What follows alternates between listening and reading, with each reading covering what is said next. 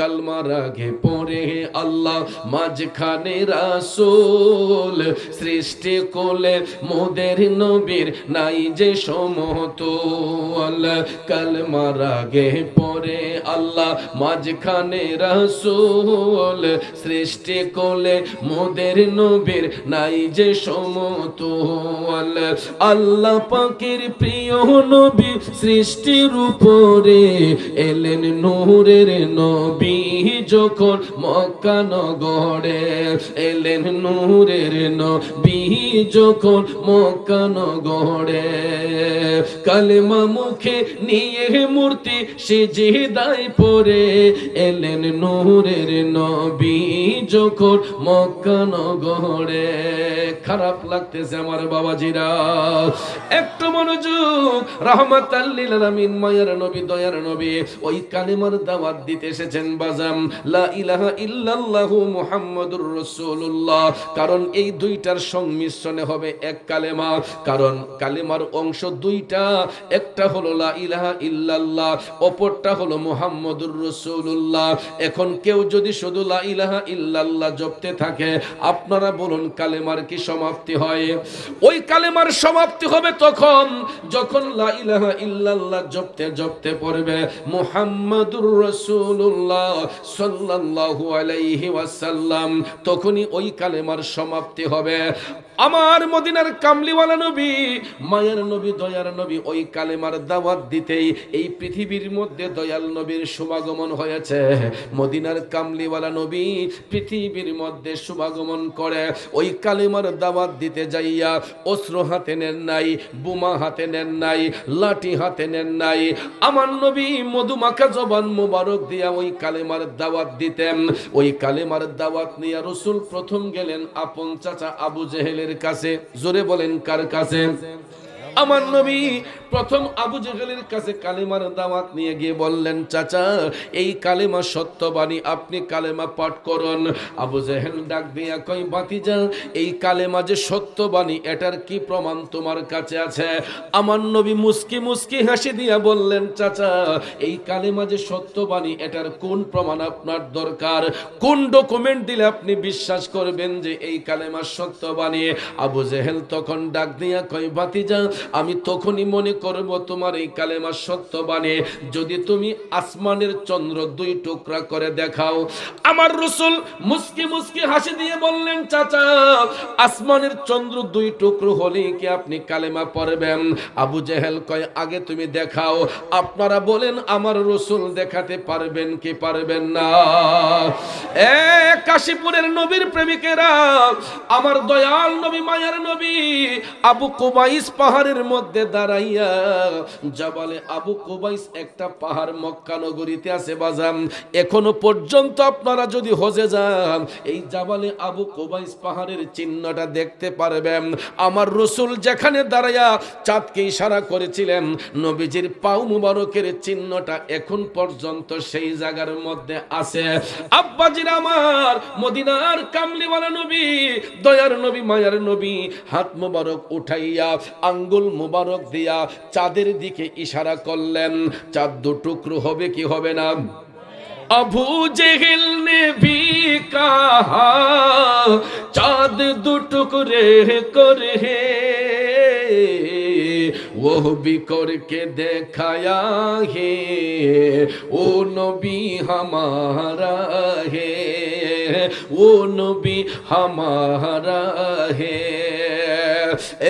কাশীপুরের বাবাজিরা আমার, মদিনার কামলিওয়ালা নবী, মায়ার নবী, দয়ার নবী জাবালে আবু কুবাইস পাহাড়ের মধ্যে দাঁড়াইয়া হাত মুবারক উঠাইয়া আঙ্গুল মুবারক দিয়ে চাঁদের দিকে ইশারা করতে দেরি হয়েছে, আকাশের চাঁদ দু টুকরো হইতে দেরি করে নাই। سيطي الشجر نطق الحجر شق القمر بإشارته الله الله الله الله الله الله الله الله খারাপ লাগতেছে বাবাজিরা, জগতের বন্ধুরা রে, ও মুরব্বী বাবাজিরা গো, আমার সম্মানিত মা বোনরা যারা শুনছেন, বলতেছিলাম কি, আমার দয়াল নবীজি আঙ্গুল মুবারক দিয়া চাঁদের দিকে ইশারা করতে দেরি হয়েছে, আকাশের চাঁদ দুটুকরো হতে দেরি করে নাই। দয়াল নবী মুস্কি মুস্কি হাসি দিয়ে বললেন, চাচা এবার দেখলেন তো আসমানের চন্দ্র দ্বিখণ্ডিত হয়েছে, বলুন এবার কালেমা পড়বেন নে? বেঈমান আবু জেহেল আমার মদিনার কামলিওয়ালা নবী, মায়ার নবী, দয়ার নবীর অন্তর মুবারকে কষ্ট দিয়া বলল, ভাতিজা আর কত জাদুগিরি করবা? আরো জোরে কন্যা উজুবিল্লাহ, চিল্লাইয়া কন্যা উজুবিল্লাহ। আপনারা কি মনে করেন আমার নবী জাদুকর? আবু জেহেল আমার রসুলকে জাদুকর বলল। জ্বলন্ত মুজেজা মুবারক দেখার পরেও বেঈমান আবু জেহেল আমার দয়াল নবীরে কয়, নবী নাকি জাদুকর। এই কথাটা বলতে না বলতেই দয়াল নবীর চোখের পানি মুবারক টপ টপ করে ঝরতে লাগলো। আমার আল্লাহ ডাক দিয়া কয়, জিবরাইল, ও জিবরাইল তাকায়া দেখো রে, আবু জেহেল আমার বন্ধু নবী মুস্তাফার অন্তর মুবারকে কষ্ট দিয়া দিছে। আল্লাহ তাআলা ডাক দিয়া কয়, জিবরাইল আমার বন্ধু নবী মুস্তাফার সামান্যতম কষ্ট আমি আল্লাহ সহ্য করতে পারি না। যাও জিবরাইল যাও, আবু জেহেলের দাঁত ভাঙ্গা জবাব দিয়ে আসো, ওহী নিয়ে আমার বন্ধুর নিকট হাজির হইয়া যাও। সাথে সাথে জিবরাইল আলাইহিস সালাম ওহী নিয়ে আমার নবীর কদমে হাজির হইয়া গেলেন।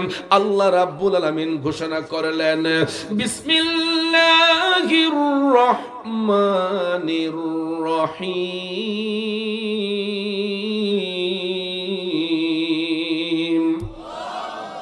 খতমাল্লাহু আলা কুলুবিহিম ওয়া আলা সামঈহিম ওয়া আলা আবসারিহিম গিশাওয়া। উচ্চস্বরে বলুন ঘোষণাকার।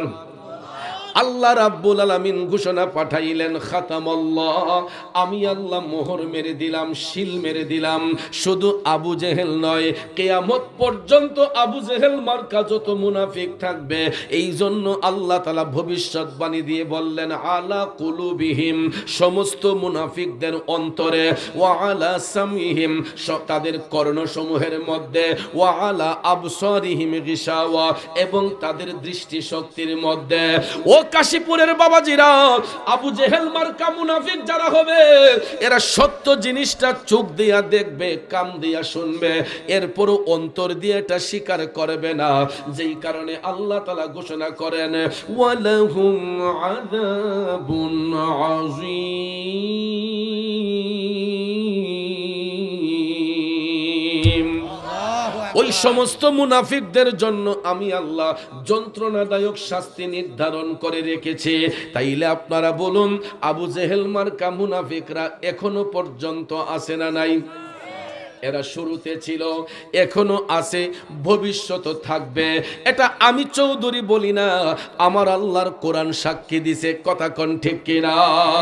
এখন প্রশ্ন হলো, মুনাফিক চিনব কেমনে?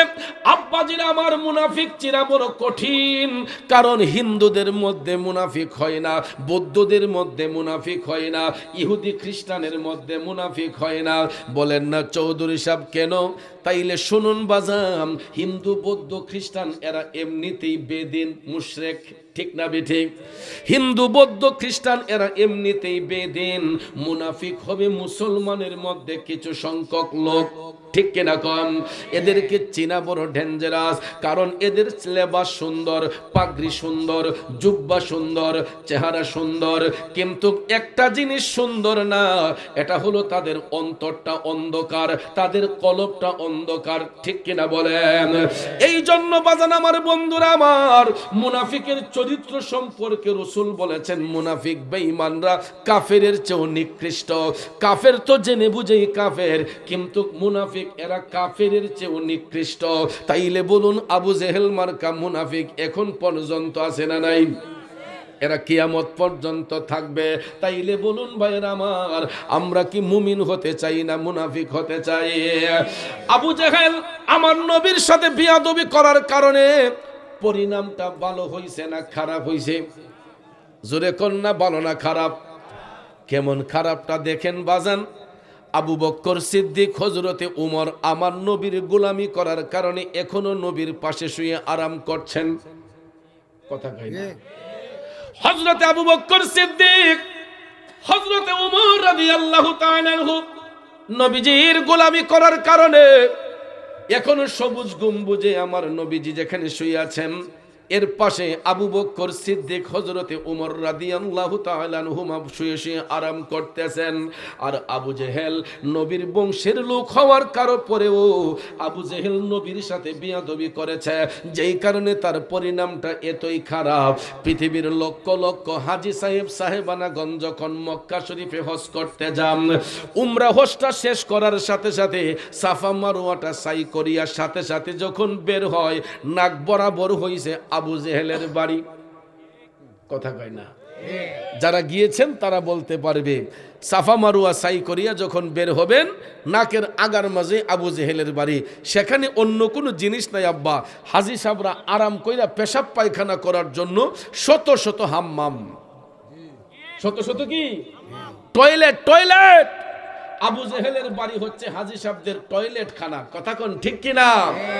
কারণ বিয়াদবে রাসূল যারা নবীর দেখা পাবে না, গোলামে রাসূল হইবে যারা নবীজি তাদের ভুলবেন না। কথা বলেন ঠিক না বেঠিক? আমার কাশীপুরের বাবাজিরা, আপনারা হয়তো বলতে পারেন চৌধুরী সাহেব সারা জীবন দিয়ে শুনলাম আশেকে রাসূল হইবে যারা নবী তাদের ভুলবেন না, আপনি গোলামে রাসূল বললেন কেন? ও আব্বাজিরা, বাবাজিরা গো, আমি গোলামে রাসূল এই কারণে বললাম, আশেকে রাসূল এটা অনেক উপরের দরজার লকব, এটা অনেক উপরের দরজার লকব। আমার মতো অযোগ্য নাচিস ব্যক্তির নামের আগে আশেকে রাসূল কথাটা বেমানান। কারণ আমরা তো এখনো ভালো করে নবীর গোলামি বনতে পারি নাই। আশেক হইলাম কখন? ডক্টরের ডিগ্রি অর্জন না কইরা কেউ যদি নামের আগে ডক্টর লেখে, এটা কি মানানসই হবে? এফআরসিএস না হইয়া যদি নামের আগে এফআরসিএস লেখে, এটা কি মানানসই হবে? তাইলে আব্বাজি আশেক রাসূল এটা অনেক উপরের দরজার লকব, অনেক বড় দরজার একটা উপাধি। এটা আমাদের মতো অযোগ্য ব্যক্তিদের নামের আগে লেখাটা এটা বেমানান। আমার নামের আগে যদি কেউ আশেক রাসূল লেখে আমি বিরোধিতা করি, কারণ আমি এত বড় লকবের অধিকারী এখনো হই নাই। রাসূল তো এখনো গোলাম বলে আমারে স্বীকার করে নাই। গোলামি করতে করতে হয়তো একদিন আশেকের খাতায় নাম আসবে, ঠিক কিনা বলুন? আশেক যদি বলতে হয়, আশেক রাসূল যদি বলতে হয়, আশেক রাসূল ছিলেন হযরতে ওয়াইস আল কারনী। কথা কোন ঠিক কিনা? ও আশিকুন কা এসা বনে হযরত ওয়াইসুল কারনী বনে। ওয়াইসাল কারনীর নাম তো অবশ্যই শুনেছেন। কেমন নবীর আশিক, জীবনে কোনোদিন নবীর সাথে সরাসরি সাক্ষাৎ হয় নাই, কিন্তু অন্তরের মধ্যে নবীর ভালোবাসা গীতে রেখেছিলেন। বন্ধু, কখনো আমার নবীরে দেখেন নাই, কিন্তু ওয়াইসাল কারনীর অন্তরে হুব্বে মুস্তাফার প্রেম ছিল, ইশকে মুস্তাফার প্রেম ছিল। উহুদের ময়দানে আমার মদিনার কামলিওয়ালা নবী, মায়ার নবী, দয়ার নবীর দন্ত মুবারক শাহাদাত বরণ করেছিল। আব্বাজি আপনারা বলেন, তখন কি মোবাইল ফোনের ব্যবস্থা ছিল? গুগল সফটওয়্যারের ব্যবস্থা ছিল? কোনো ইন্টারনেট ছিল? কিন্তু আমার আব্বাজিরা, এ যুবক বন্ধুরা, তখনও কিন্তু একটা সফটওয়্যার ছিল রে। সৃষ্টির শুরু থেকে আদম সৃষ্টির পরে আমার আল্লাহ একটা সফটওয়্যার সৃষ্টি করে দিয়েছেন। প্রত্যেকটা মানুষের বাম স্তনের 2 আঙ্গুল নিচে, এটাকে বলা হয় লাতিফায়ে কালব। কি বলা হয়? এটারে বলা হয় লতিফায়ে কালব। এই কালবটা যারা নূরান্বিত হয়ে যায়, ওই অন্তর চক্ষুটা যাদের পরিষ্কার হয়, ওই ব্যক্তিটারই কাশফুল কুলুব হয়। আর ওই কাশফুল কুলুব যাদের হয়ে যায়, এরা কোনো তার লাগে না, সংযোগ লাগে না। এরা যখন আপন আপন কালবের দিকে মুতাওয়াজ্জি হয়, চোখটা বন্ধ করলে এরা শুধু দুনিয়া নয়, আল্লাহর আরশ পর্যন্ত দেখতে পায়। আরো জোরে কন্যা সুবহানাল্লাহ। আব্বাজির আমার, যুবক বন্ধুরা, ওয়াইসাল কারণী করম দেশের মধ্যে বসবাস করতেন। আমার মদিনার কামলিওয়ালা নবী উহুদের ময়দানে দন্ত মোবারক শাহাদাত বরণ করেছে। দয়াল নবী শাহাদাত বরণ করার পরে যেই জায়গাটার মধ্যে গিয়া বসেছিলেন উহুদ পাহাড়ে, ওই জায়গাটা আমি নিজের চোখে দেখে আসছি বাজান। কিন্তু বর্তমানে হাজী সাহেবদেরকে ওই জায়গাতে যাইতে দেওয়া হয় না। এটা সিমেন্ট দিয়ে ওই জায়গাটা বন্ধ করে দিয়েছে, না হলে হাজী সাহেবরা সেখানে যাইয়া ভিড় করেন। আমি 2017 সালে যখন আমি মদিনা শরীফ গিয়েছি, উহুদ পাহাড়ের মধ্যে আমার নবী দন্ত মুবারক শহীদ হওয়ার পরে যেই জায়গার মধ্যে বসেছিলেন, নবীজির হাত মুবারকের ছাপ, পাও মুবারকের ছাপটা এখনো এখানে লেগে আছে। কিন্তু ওই আরবের সরকার হাজী সাহেবরা ভিড় করে বিদায় ওই জায়গাটা বন্ধ করে দিয়েছে। বন্ধুরা, দয়াল নবী ওই জায়গার মধ্যে বসেছিলেন। নবীজির দাঁত মুবারক শাহাদাত বরণ করে রক্ত মুবারক যখন ঝরছিল, কাশফুল কুলুবের মাধ্যমে অন্তর চক্ষু দিয়া জানতে পারলেন ওয়াইসাল কারণে ইয়ামেন দেশের অন্তরালে নির্জন একটা এলাকা করণ দেশ থেকে ওয়াইসাল কারণী জানতে পারলেন আমার নবীর দাঁত মুবারক শাহাদাত বরণ করেছে। তিনি কাঁদতে কাঁদতে পেরেশান হয়ে গেলেন আমার নবীর জন্য। আপন হচ্ছে বাবাজিরা, নবীর প্রেমিকেরা, ওয়াইসাল কারণী যখন তিনি জানতে পারলেন নবীজির দন্ত মুবারক শাহাদাত বরণ করলো, তিনি কাঁদতে কাঁদতে পেরেশান হয়ে গেলেন। না জানি আমার দয়াল নবী কত কষ্ট পেয়েছে, আমার নবীর কতটুকু রক্ত জানে ঝরেছে, কোন দাঁত মুবারকটা জানে শহীদ হয়ে গেছে। ওয়াইসাল কারণী চিন্তা করতে করতে প্রথমে উপরের পাড়ি থেকে একটা দাঁত মুবারক টান দিয়া খুললেন। এও ইনজেকশন দিয়ে অচেতন করে নয়, সজ্ঞানে সমস্তিষ্কে ওয়াইসাল কারণী নিজের একটা দাঁত টান দিয়া খুললেন। আপনারা বলেন তো, সাধারণত আমার আপনার দাঁতে যদি একটু ব্যথা হয়, দেখবেন এই ব্যথার কারণে চাপা ফুলে যায়। ডাক্তার সাহেবের কাছে যখন ব্যথা নিয়ে যায়, ওই ডাক্তার সাহেব যদি দাঁতটা খুলতে হয়, আগে ইনজেকশন দিয়ে অচেতন করে, এরপরে দেখবেন অপারেশন কইরা আমার আপনার দাঁতটা খুলে, এরপরে ইনজেকশনের পাওয়ারটা যখন চলে যায়, তখন বোঝা যায় ব্যথা কত প্রকার ও কি কি, ঠিক কিনা কন? ওয়াইসাল কারণী ইনজেকশন দিয়ে অচেতন করে নয়, কোনো মেডিসিন দিয়ে নয়, সজ্ঞানে সমস্তিষ্কে প্রথমে উপরের পাড়ি থেকে একটা দাঁত মোবারক টান দিলেন। রক্ত মোবারক যখন ফিচকি মেরে বের হইয়া গেছে, ওয়াজ করুনি পাগলা কান্দা কই আবার নবী না জানি কত কষ্ট পাইছে রে, আমার নবীর না জানি কেমন কষ্ট হয়েছে।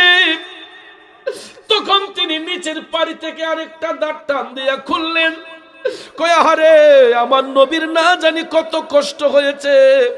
এই বলিয়া ওয়াইসাল কারণী নিজের উপর নিচ থেকে একটা একটা দাঁতে দইরা নবীর বিরহ বেদনায় একটা একটা দাঁতে দইরা টানতে টানতে টানতে গো নিজের 32টা দাঁত মোবারক আমার জিন্দা নবীর প্রেমে কুরবান কইরা দিছে। पाया नबी को एक दात पर उनको 32 घराना खोलोगे खोलोगे इश्क नबी दिल में पैदा करो क्या रसूले खुदा को भूलोगे भूलोगे কাশীপুরের সুন্নি জনতা, আমার বাবাজিরা, বন্ধুরা, এখন ভাইবা দেখেন, নবীজির একটা দাঁত মোবারকের সংবাদ পাইয়া যেই প্রেমিক নিজের 32টা দাঁত মোবারক টাইনা টাইনা খুলতে পারে, ওই আশেকের অন্তরে আমার নবীর ভালোবাসা কতটুক থাকতে পারে আপনাদের বিবেকের মধ্যে ছাড়লাম। আসুন সামনে যাই। এই ওয়াইসাল কারণে আমার নবীরে না দেখা ভালোবাসেন, নবীর সাথে প্রেম করার কারণে আমার নবী খুশি হইয়া তাকে হাদিয়া প্রদান করলেন। সুবহানাল্লাহ কোন। হাদিয়াটা কি বাজান আমার জানেননি?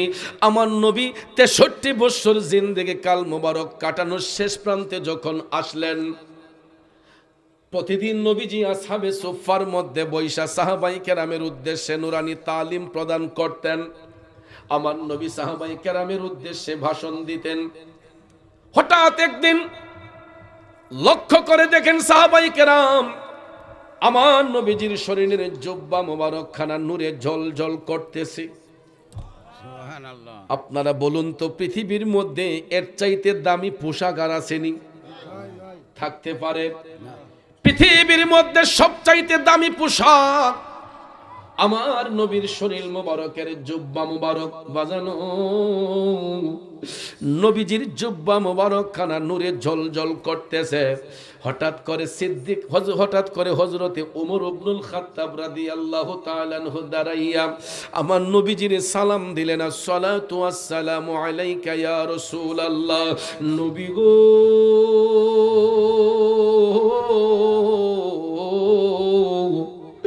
আমি ওমর আপনার কদমে খানা আরজি পেশ করতে চাই।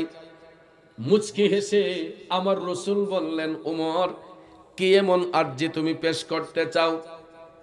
হযরতে ওমর ডাক দিয়ে বললেন, নবী গো, আপনার নুরানি জুব্বা মুবারক খানা নূরে ঝলঝল করতেছে। ইয়া রাসূলুল্লাহ, নবী গো, আমি গোলাম জানতে চাই, আপনার যেদিন বেসাল হবে, আপনার যেদিন ইন্তেকাল মুবারক হবে, নবী গো, আপনার এই জুব্বা নিয়ে তো অনেকেই টানাটানি করবে। আমি জানতে চাই নবী গো, আপনার এই নুরানি জুব্বা মুবারক খানা আমরা কি করব, কাকে দান করব? আল্লাহু আকবার, আল্লাহু আকবার। হযরতে ওমর এই প্রশ্ন করেছিলেন। হয়তো তিনি ভাবছিলেন রসুল উত্তরে বলে দিবেন যে ওমর তুমি সেটা নিয়ে নিও, ঠিক না ঠিক? আমার রসুল কথা বলেন না। হযরত ওমর প্রশ্ন করে চুপ করে বসে রইলেন। একটু পরে বেলায়েতের বাদশা, যার কাছ থেকে বেলায়েতের আগমন হয়, মুশকিল কুশা শেরে খোদা মৌলায়ে আলী কাররামুল্লাহু ওয়াজহাহু দাঁড়াইয়া নবীকে সালাম দিলেন। নবী গো, আমি আলীও জানতে চাই, যেই দিন আপনার ভেসাল মুবারক হবে, আপনার এই নুরানি জুব্বা মুবারক খানা আমরা কি করব, কাকে দান করব? আমার নবী তখন উত্তর করেন না। অন্যান্য সাহাবায়ে কেরামের মধ্যে আরো কয়েকজন প্রশ্ন করলেন, দয়াল নবী উত্তর করেন না। কিছুক্ষণ পরে দেখা যায় নবীজির চোখের পানি মুবারক টপ টপ করে ঝরতেছে। নবী আমার কান্দে। সাহাবায়ে কেরাম ডাক দিয়া কয়, নবী গো, ইয়া রাসূলুল্লাহ, ওগো মায়ার নবীজি, আমরা গোলামরা কি কোনো কারণে আপনারে কষ্ট দিয়েছি? দয়াল নবী হাত মোবারক ইশারা করে বললেন, না রে না, ও আমার সাহাবারা, তোমরা কখনো আমি রসুলকে কষ্ট দিতে পারো না।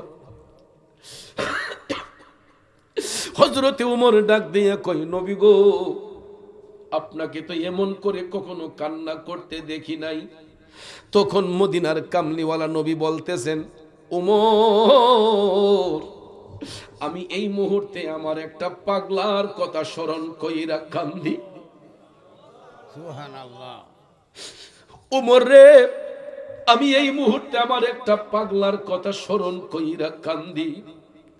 সাহাবায়ে কেরাম ডাক দিয়া কই, নবী গো, কে সেই ভাগ্যবান পুরুষটা যার জন্য দয়াল নবী চোখের পানি ছেড়ে কান্দে?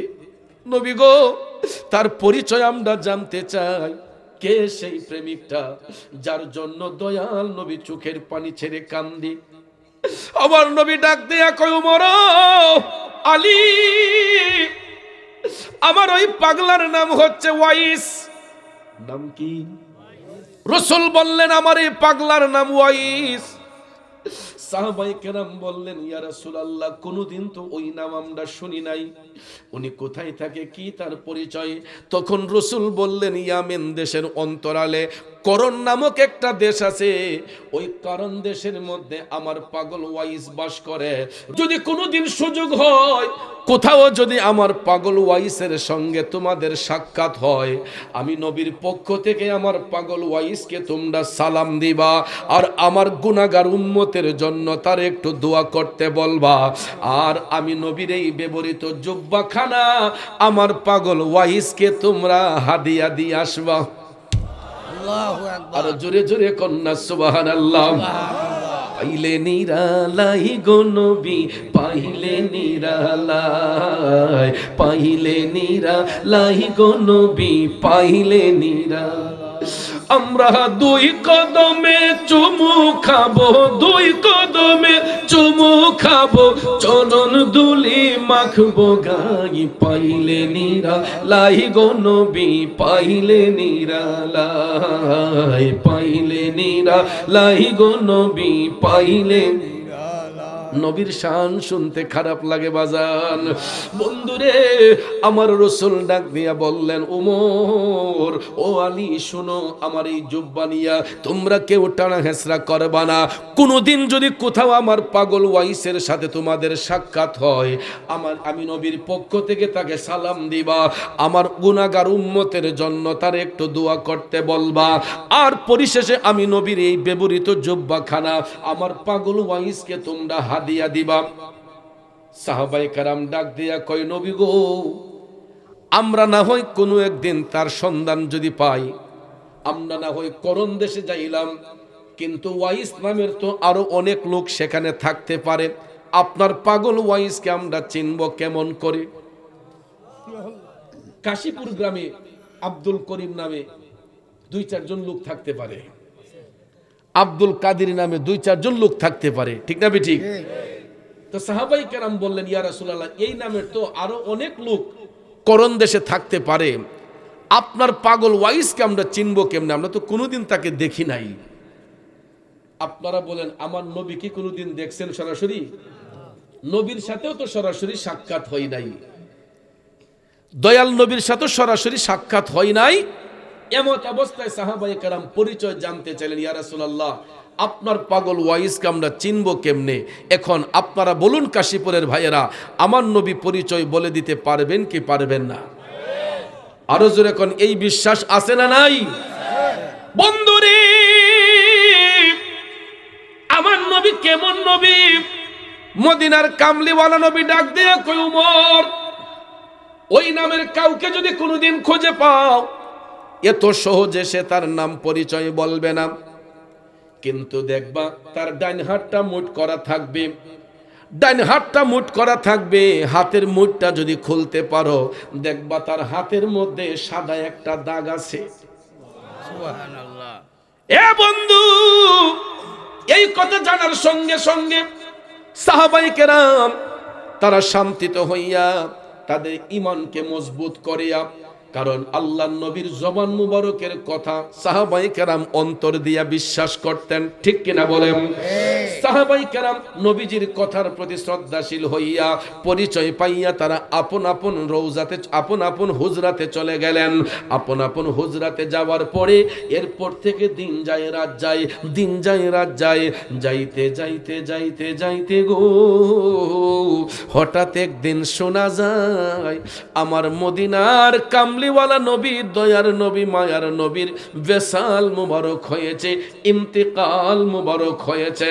এখন আপনারা বলুন এই বলে কি আমার নবী মরা নবী? নবী মরা না জিন্দা?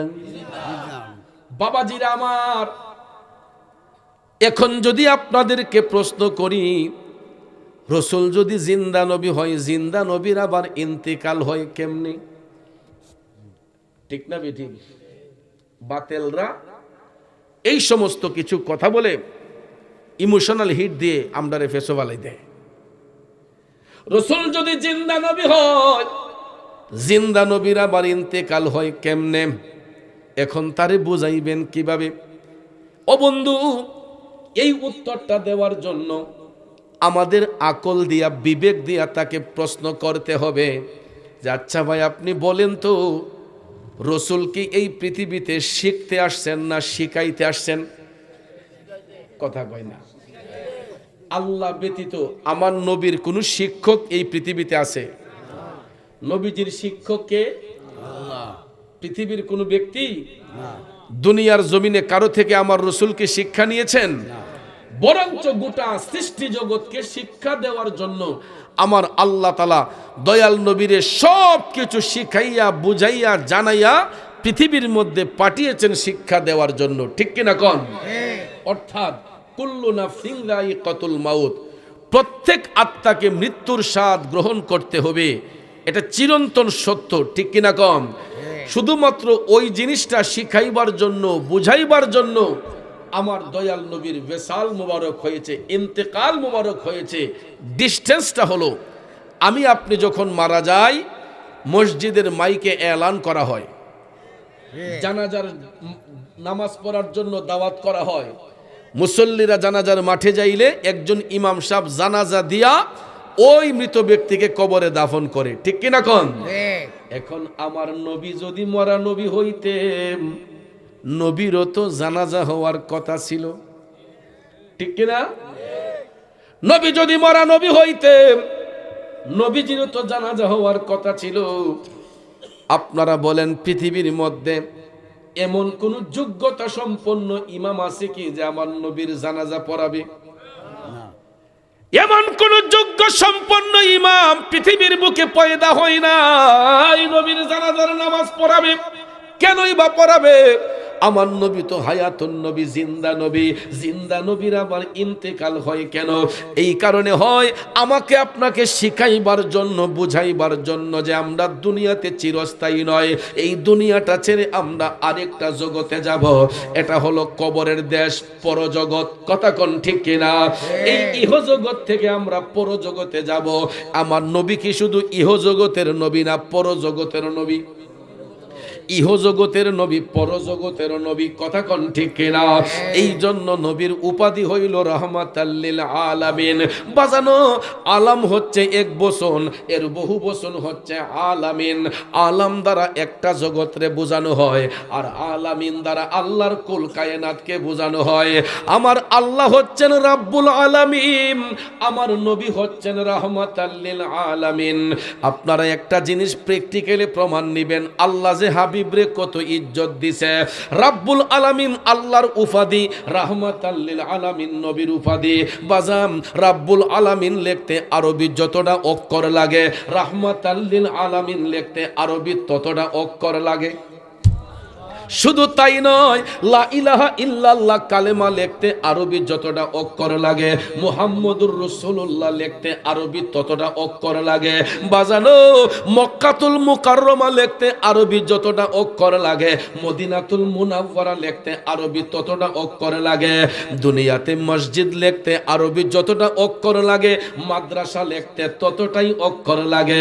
তাইলে বলুন, নামের সাথে নাম মিলাইয়া আপন হাবিবরে ইজ্জত দিছে কে?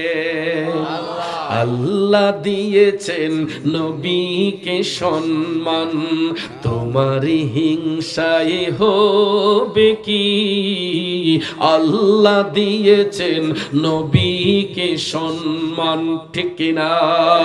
আমার আল্লাহ কই ওয়ারাফানা লাকা যিকরাক। ওগো হাবিব, দুনিয়ার মোল্লা মুন্সি আপনার ইজ্জত দিলেই কি না দিলেই কি? আল্লাহ কই ওয়ারাফানা লাকা যিকরাক। ও হাবিব, আপনার ইজ্জত, আপনার প্রশংসা আমি আল্লাহ বুলন্দ করেছে। তাইলে দুনিয়ার মোল্লা মুন্সি কি কমাইবার কোনো সাধ্য আছে? এই জন্য কবি বলেন, রসুল আমরা তোমায় না চিনিলে তোমার কে আসে যায়, মোরা তোমায় না চিনিলে তোমার কে আসে যায়।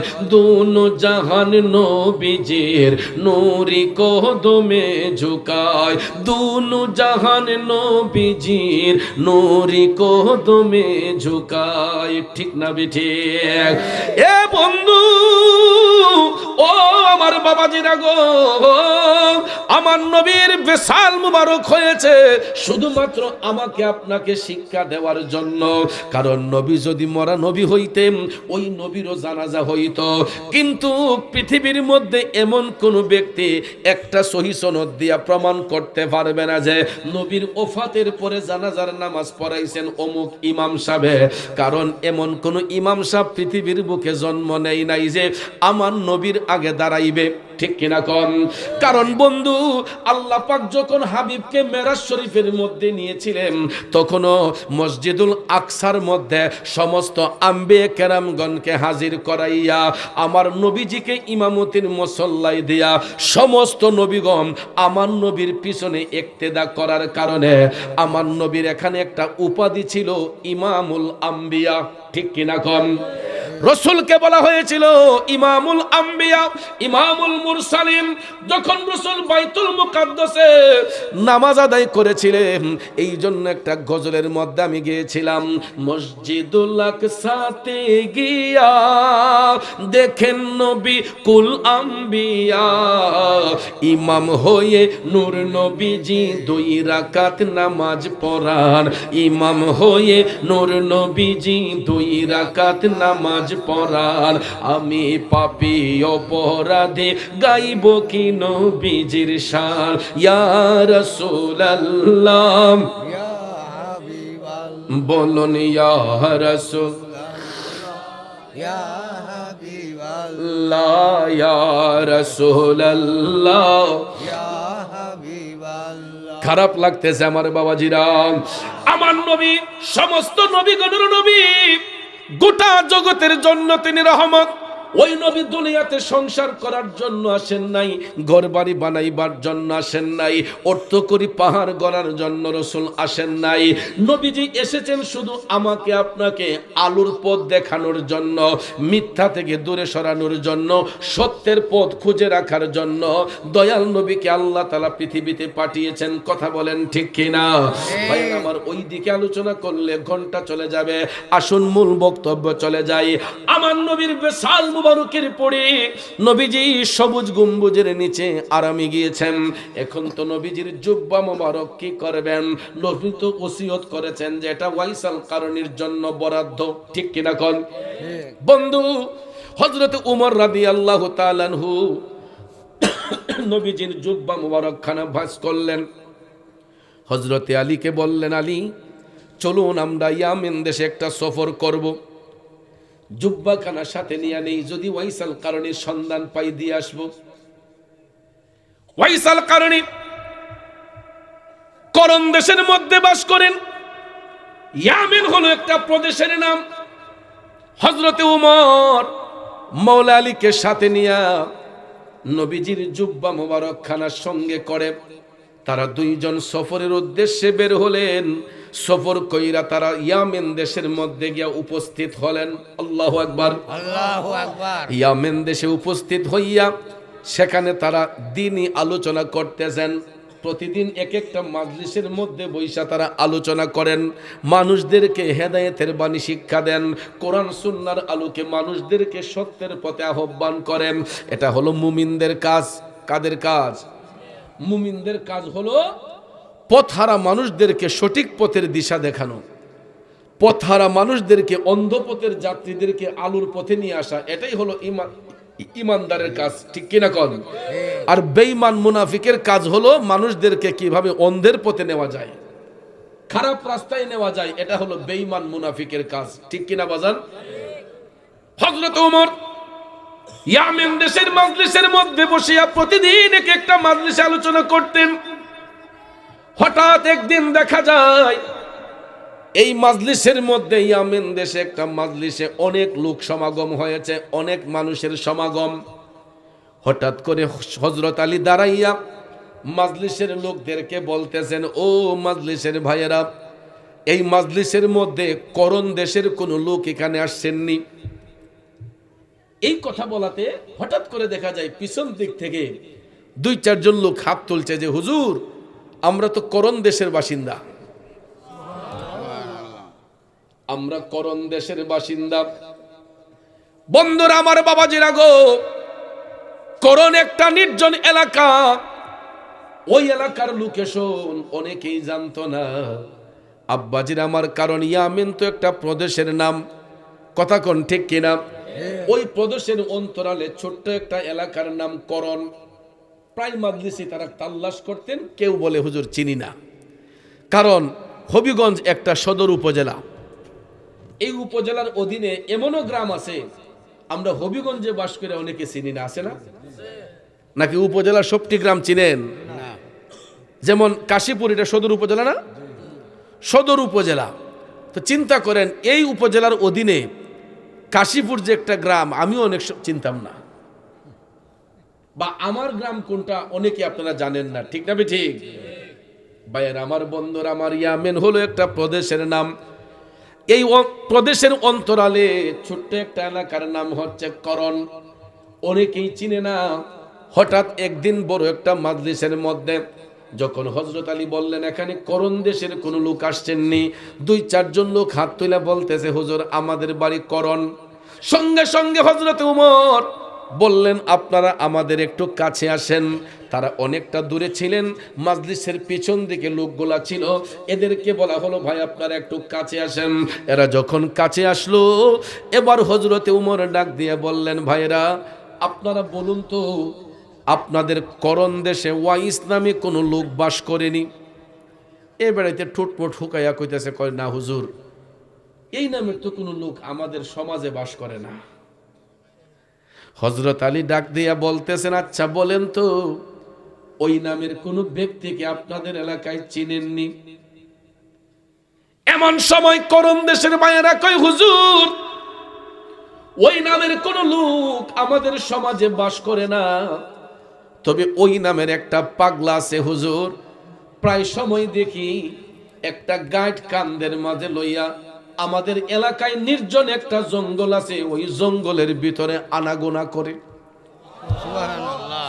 টপ টপ করে চোখের পানি ছেড়ে দিয়ে হযরত ওমর কান্না শুরু করে দিলেন। ও করণ দেশের ভাইরা, ওই পাগলটাকে আমাদের দরকার, আমরা ওই পাগলটাকে তাল্লাশ করতেছি, একটু মেহেরবানি করে ওই পাগলার কাছে আমাদেরকে নিয়ে যাবেন নি? লোকেরা ডাক দিয়া কই হুজুর আমাদের করণ দেশে এত লোক থাকতে এই ওয়াইজা পাগলারে কেন খুঁজতেছেন হুজুর? এত লোক করণ দেশে থাকতে এই পাগলকে কেন তাল্লাশ করতেছেন? আসলে ভাইয়ের আমার, বন্ধুর আমার, কাশীপুরের মধ্যে গিয়া দেখেন এমনও পাগল আছে রে, দেখতে হয়তো আমাদের কাছে তারে নোংরা মনে হয়।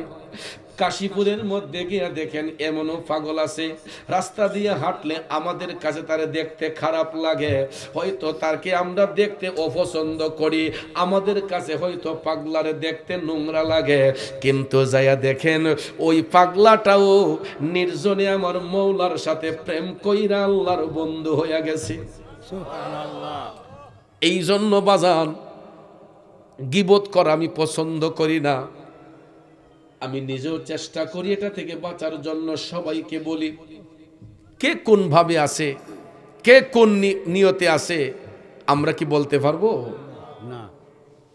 এই জন্য বাজিরারে কোন মানুষ সম্পর্কে ধারণা না রেখে ওই মানুষ সম্পর্কে মন্তব্য করতে নাই, কারণ হাদিসে পাকে রাসূল বলেছেন আল গীবাতু আশাদ্দু মিনাজ জিনা।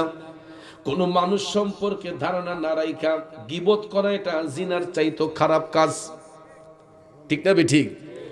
কারণ মন ভাঙ্গে না মসজিদই ভাঙ্গে, ভাঙ্গে আমার আল্লাহর ঘর, ভাঙ্গে আমার আল্লাহর ঘর, মন মন্দিরে আল্লাহর বাড়ি, ব্যথা দিস না তার ভিতর।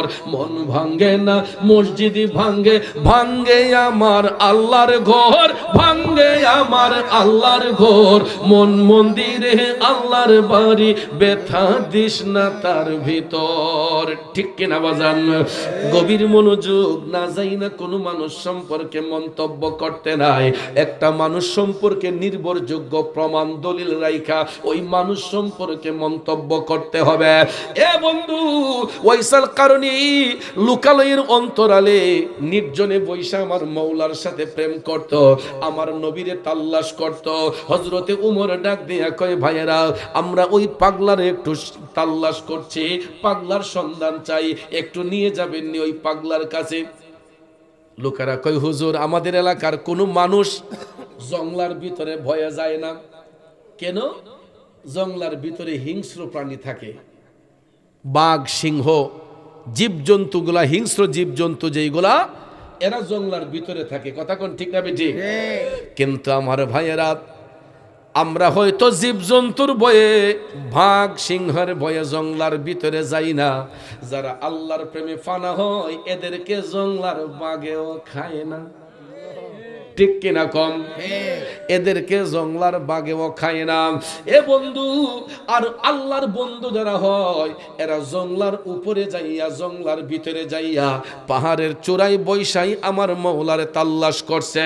সিলেটের ইতিহাসে তাকাইয়া দেখেন, আমরা হবিগঞ্জের মানুষ তো সিলেট বিভাগের অধীনে, ঠিক কিনা?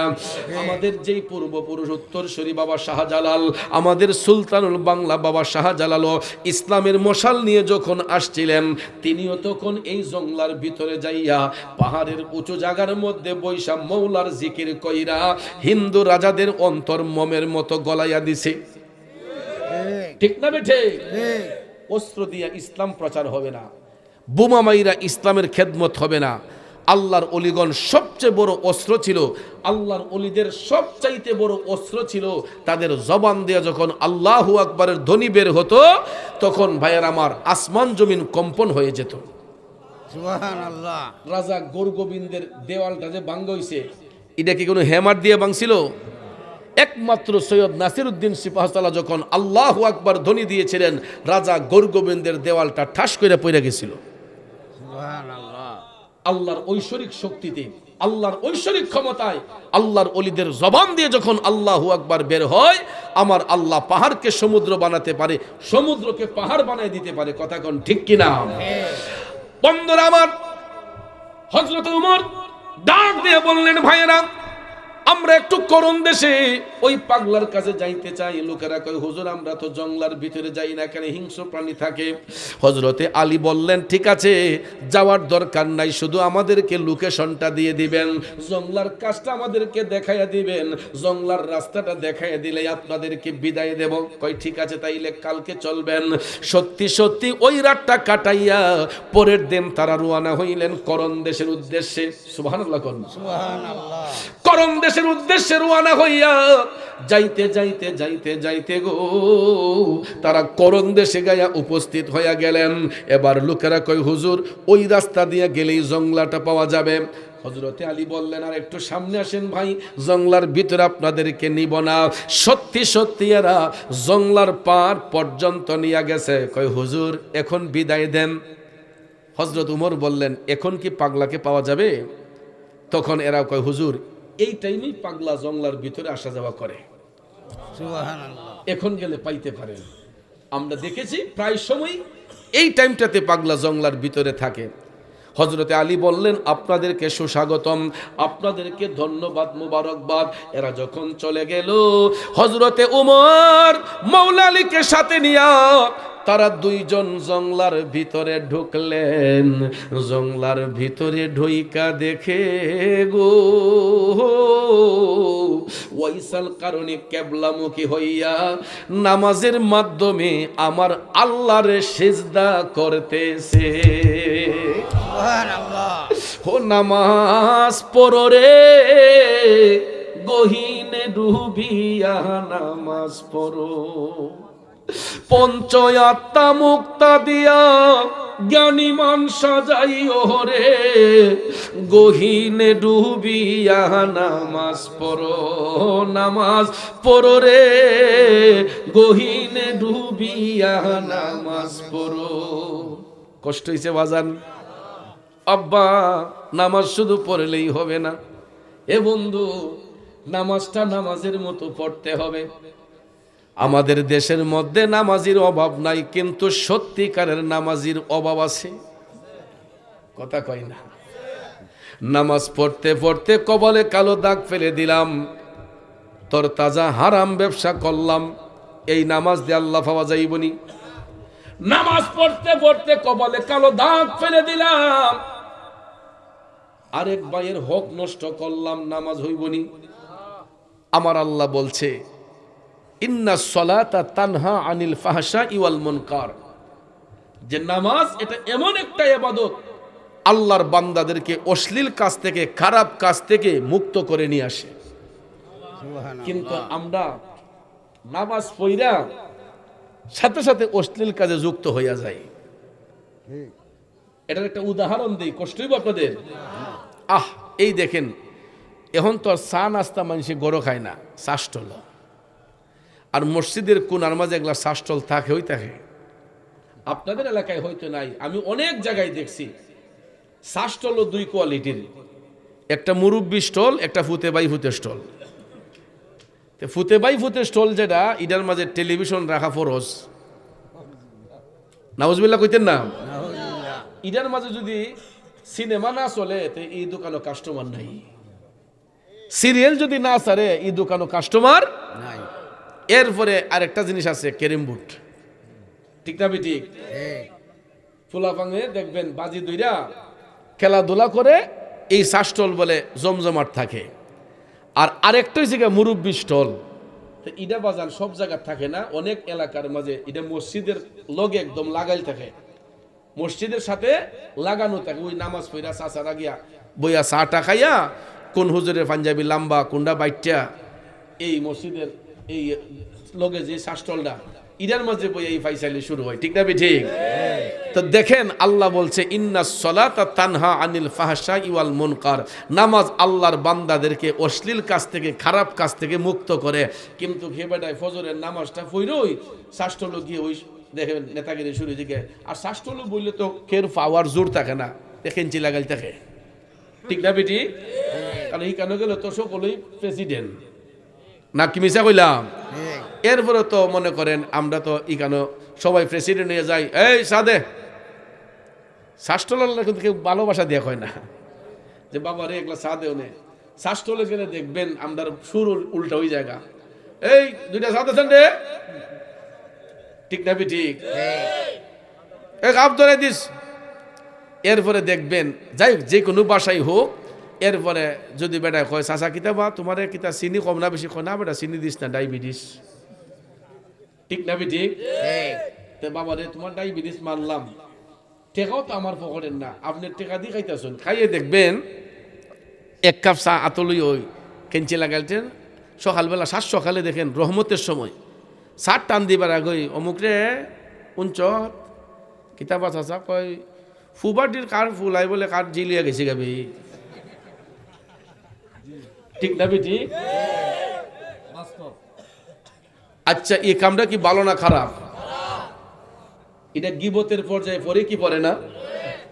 আল্লাহ বলছে ইন্নাস সালাতা তানহা আনিল ফাহশাই ওয়াল মুনকার, নামাজ আল্লাহর বান্দাদেরকে অশ্লীল কাজ থেকে, খারাপ কাজ থেকে মুক্ত করে আনে। চাচা নামাজ পড়লেন ভালো কথা, কার ছেলে কার মেয়ে নিয়ে পলাইয়া গেছে, শাস্টলে বৈশা এই আলাপ হবে কেন? ঠিক না ঠিক? যদিও ছেলেটা মেয়ে ভুল করে ফেলেছে, আপনার উচিত ছিল এই অপরাধটাকে ঢেকে রাখা। আমার রসুল বলেছেন দুনিয়াতে কেউ যদি তার কোনো অপরাধ, কেউ যদি কারো অপরাধ ঢাইকা রাখে, হাসরের ময়দানে আল্লাহ রাব্বুল আলামিন তার 1000টা অপরাধ ঢেকে দিবেন।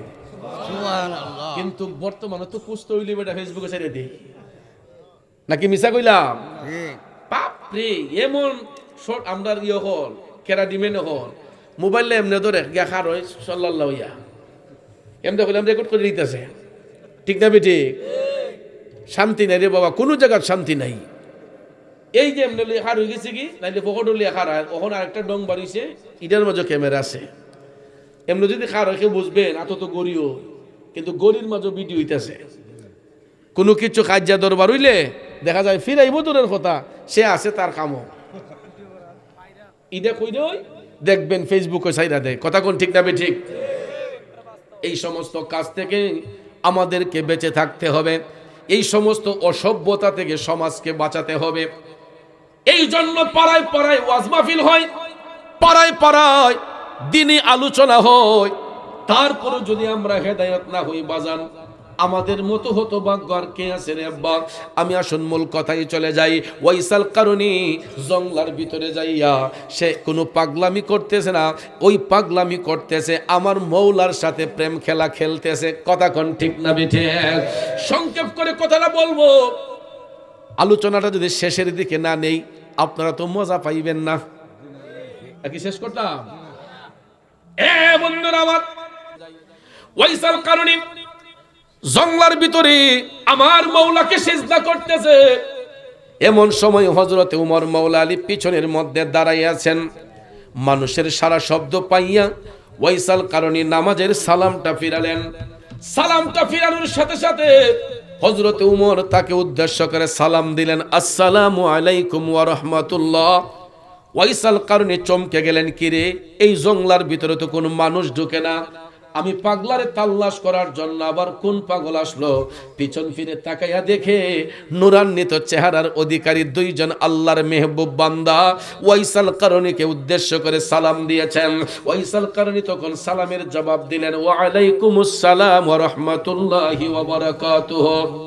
উভয়ের মধ্যে যখন সালাম নিবেদন হয়ে গেল, এবার হযরতে উমর হাইটা হাইটা পাগলার কাছে গেলেন, যাইয়া বলতেছেন, ভাই কিছু মনে না করলে আপনার নামটা একটু জানতে পারি?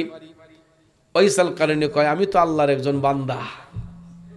তারা কইছে আপনার নামটা একটু জানতে পারি? কয়, আমি আল্লাহর বান্দা। হযরত উমর বললেন, আমরা তো আল্লাহর বান্দা। হযরত আলী বললেন, বলুন না ভাই আপনার নামটা কি? তখন পাগলা কয়, আমি এমন একজন নবীর উম্মত যিনি রাহমাতাল লিল আলামিন। সুবহানাল্লাহ। জিগাইছেন নাম, বেটা কয় আরেক কথা। হঠাৎ করে হযরতে উমরের মনে পড়ে গেল, আমার রাসূল তো ভবিষ্যৎবাণী দিয়েছিলেন যে এত সহজে সে তার নাম পরিচয় বলবে না, তার ডান হাতটা মুঠ করা থাকবে। সত্যি সত্যি সত্যি গো, দেখা যায় ওয়াইসাল কারণীর ডান হাতটা মুঠ করা। তখন হযরতে আলী এবং হযরতে উমর তারা ক্লিয়ার হয়ে গেলেন যে আমার নবী তো ভবিষ্যৎবাণী দিয়েছিলেন, পাগলারে খুঁজে পাইলে তো সহজে নাম পরিচয় বলবে না, কিন্তু তার ডান হাতটা মুঠ করা থাকবে। হাতটা যখন মুঠ করা দেখলেন, তখন হযরতে আলী হাতের মধ্যে ধরে ফেললেন। ধরে ফেইলা বলতেছেন, পাগল আর লুকোচুরি করবা না, আমরা তোমার নাম জেনে গেছি, তোমার নাম ওয়াইস। বলার সাথে সাথে পাগল যখন হাতের মুঠটা খুললো, দেখা যায় আমার নবী যেই সাদা দাগের কথা বলেছিলেন, সত্যি সত্যি ওই সাদা চিহ্নটা পাগল ওয়াসকুরুনির হাতের মধ্যে দেখা যায়। আরে নবীর ইশকের পাগল যিনি, তার সিনায় এলেমের খনি। নবীর ইশকের পাগল যিনি, তার সিনায় এলেমের খনি। আরে ঘরে বসে দেখতে পারে সোনার মদিনা, এলেমের শহর গো নবী শাহে মদিনা। এলেমের শহর গো নবী শাহে মদিনা। কোরআন হাদিস পড়লেই শুধু আলেম তো হয় না, নবীর প্রেমে মজনু যারা তারাই মাওলানা। নবীর প্রেমে মজনু যারা তারাই মাওলানা। কে বলে রে আমার নবী গায়েব জানে না, এলেমের শহর গো নবী শাহে মদিনা। ঠিক কিনা আমার বাবাজিরা? যুবক বন্ধুরা, এখন আপনারা বলেন আমার নবী যে গায়েবের খবর দেনেওয়ালা, এতে আর কোনো সন্দেহ আসেনি? আব্বাজির আমার, সত্যি সত্যি পাগল ওয়াইসের হাতের মধ্যে সাদা চিহ্নটা দেখা যায়। এবার হযরতে উমর ডাক দিয়া কয়, পাগলা, হে ওয়াইসাল কারণী, এই নির্জন জঙ্গলার মধ্যে থাইকা কেমনে আমার নবীর এত খুশি করলা রে? আমরা নবীর গোলামি কইরা যেটা অর্জন করতে পারলাম না, এই নির্জন জংলার মধ্যে বৈশা তুমি আমার নবীরে খুশি করেছ, আমার মৌলার সন্তুষ্টি অর্জন করেছ। ওয়াইস, আমরা মদিনা শরীফ থেকে দয়াল নবীর পক্ষ হতে তোমার নিকট আসছে, নবী তোমাকে সালাম দিয়েছেন, তুমি নবীর সালাম গ্রহণ করো। আর দয়াল নবী বলেছেন নবীর গুনাহগার উম্মতের জন্য একটু দোয়া করতে। আর তুমি এতই ভাগ্যবান, আমরা গোলামি কইরা যেটা অর্জন করতে পারি নাই তুমি সেটা করেছ। নেও পাগল নেও, আমার নবীর ব্যবহৃত জুব্বা মুবারক দয়াল নবী তোমার জন্য হাদিয়া পাঠাইছে। সুবহানাল্লাহ। পৃথিবীতে এর চাইতে উত্তম পুরস্কার আর কিছু আছে? কথা বলেন, থাকতে পারে? ওয়াইসাল কারণী জুব্বা কানা হাতে নিয়ে বুকের মধ্যে জড়াইয়া টপ টপ করে চোখের পানি সেটা কান্না করতেছে। হযরত আলী ডাক দিয়া কয়, পাগলা রে, এ ওয়াইসাল কারণী, আজকে তো তোমার কান্নার দিন নয়, আজকে তোমার ঈদের দিন। কিন্তু বাজান, আসলে ঈদের দিন। সব কান্না কিন্তু এক ধরনের নয়, কান্না দুই ধরনের হয়। একটা হলো কষ্টের কান্না, আরেকটা হলো আনন্দের কান্না। ছেলেমেয়েরা 1 বছর পড়াশোনার পরে যখন পরীক্ষা দিয়া গোল্ডেন এ প্লাস পায়, তখন দেখবেন মনের খুশিতে চোখ দিয়ে পানি চলে আসে। এবং বেশি খুশির সংবাদ পাইলে, আমরা যখন খুব বেশি খুশির সংবাদ পাই, দেখবেন মনের খুশিতে অনেক সময় চোখ দিয়ে পানি চলে আসে। ওয়াইসাল কারণী গোলামি সার্থক হয়েছে। যেমন আমার মৌলা পাকের গোলামি করছে, নবীর গোলামি করছে, ওনার প্রেম সার্থক হয়েছে। আমার নবী তার জন্য হাদিয়া পাঠাইছে, এই জন্য মনের খুশিতে চোখের পানি পড়তেছে। হযরত আলী ডাক দিয়া বললেন, পাগলা, নবীজি এই জুব্বাখানা পরার পরে আজ পর্যন্ত এই জুব্বা কারো গায়ে জড়ানো হয় নাই। পাগলা রে, যেহেতু এটা তোমার জন্য বরাদ্দ, একটু জুব্বাটা গায়ে দিয়ে আমাদের দেখাইবাইনি? আমরা দেখতে চাই নবীজির দেওয়া জুব্বা মুবারকে তোমারে পয়রা কেমন মানায়। ওয়াইসাল কারণী কয়, হুজুর, জুব্বা যদি পড়তে হয় আপনারা একটু অপেক্ষা করেন, আমার একটু সময় দেন, আমি ভিতরে যাইয়া জুব্বাটা পরে আসি। সুবহানাল্লাহ কোন? সুবহানাল্লাহ। হযরত আলী বললেন, ঠিক আছে, আমরা অপেক্ষা করতেছি। হযরতে উমর এবং মাওলা আলী দুইজন অপেক্ষা করতেছেন। এবার জুব্বা হাতে নিয়া ওয়াইসাল কারণী জংলার ভিতরে গেলেন। জংলার ভিতরে যাইয়া জুব্বা খানা রাইখা তিনি সিজদার মধ্যে পইরা আমার মাওলারে ডাক দিয়া কয়, মাওলাজি, তোমার রহিম নামটি থাকিতে আমি পাপী রহিবা যাইতাম নি। এই বলে যখন ডাক দিল, ওয়াইসাল কারণী যখন সিজদার মধ্যে পইরা আমার মাওলারে ডাকতেছে, মাওলা পাক ডাকের মধ্যে সাড়া দিলেন। পাগলা ডাক দিয়া কয়, আল্লাহ, তোমার হাবিবের পক্ষ হতে আমি অধম পাগলের জন্য একটা জুব্বা হাদিয়া আসছে। আল্লাহ, তুমি যদি অনুমতি দাও তাইলে এই জুব্বা খানা আমি গায়ে দিতে পারি। সুবহানাল্লাহ। নবীজি তো অনুমতি দিয়া পাঠাইছেন। এখন ওয়াইসাল কারণী আবার অনুমতি চায় কার কাছে? মৌলার কাছে অনুমতি চাই, আল্লাহ, তুমি যদি অনুমতি দাও তাইলে জুব্বাটা আমি পড়তে পারি। এই কথার মধ্যে একটা হাকিকত লুকিয়ে আছে আব্বা। সুবহানাল্লাহ কম। সুবহানাল্লাহ। একটু পরে গায়েব থেকে আওয়াজ আসলো, পাগলা রে, তোমারে জুব্বা পরার অনুমতি প্রদান করা হইল। সুবহানাল্লাহ। এখন পড়তে কোনো অসুবিধা আছে? কিন্তু বাজান, অনুমতি পাবার পরে ওয়াইসাল কারণী সিজদার মধ্যে পড়ে আছে, সিজদা থেকে উঠে না। গায়েব থেকে আওয়াজ আসলো, পাগলা, অনুমতি পাইলা এবার উঠো না কেন? ওয়াইসাল কারণী সিজদার মধ্যে পইরাই কান্দে কয়, আল্লাহ, এই সিজদা আমি কোনোদিন উঠাবো না, এই জুব্বাও আমি কোনোদিন পরব না। আই হাই, কেন রে? কয়, আল্লাহ, যদি জুব্বা পড়তে হয় আমার একটা অনুরোধ তুমি রক্ষা করতে হবে। আল্লাহ, তুমি আমাকে একটা অনুরোধ করছে, তুমি রক্ষা করো মালিক। কিরে পাগলা, তোর অনুরোধ কি? ওয়াইসাল কারণী কয়, আল্লাহ, এই জুব্বা পরার জন্য তোমার হাবিব নবী মুস্তাফার কত প্রেমিকরা দেওয়ানা ছিল, যেহেতু এটা আমার জন্য এসেছে, আমি একা তাদেরকে বাদ দিয়া পড়ি কেমনে? আল্লাহ গো, জুব্বা যদি পড়তে হয় তাইলে আমি তোমার কাছে ফরিয়াদ জানাই, তোমার হাবিব নবী মোস্তফার গুনাহগার উম্মতের গুনাহ মাফ করো। ওরে প্রেম সেল মারিল কলি যায় ওয়াজ করুনি পাগেলাই, প্রেম সেল মারিল কলি যায়, সর্বঙ্গে বিষে দৌড়ে ঔষধে না কারি করে, আরে দেখলো কত ডাক্তার রোজাই ওয়াজ করুনি পাগেলাই, প্রেম সেল মারিল কলি যায়। কেমন প্রেমের পেস মারছে রে আব্বা, ডাক দিয়া কয় আল্লাহ জুব্বা পড়তে পারি, শর্ত হলো তোমার হাবিব নবী মোস্তফার উম্মতের গুনাহ মাফ করো। আল্লাহ কয় ফালাইছে তো ধরবার না, কয় যাক পাগলা, তুই যে তো আমার বন্ধুরে ভালোবাসস, যা তোর উসিলায় আমি আমার হাবিব নবী মোস্তফার কয়েক হাজার উম্মতের গুনাহ মাফ করে দিলাম। ওয়াজ করুনি পাগলা কয় বাকিরা দোষ করছে কি? আল্লাহ কয়েক হাজার মাফ করছো, বাকিরা দোষ করছে কি? তুমি তোমার হাবিব নবী মোস্তফার সমস্ত উম্মতের গুনাহ মাফ করো।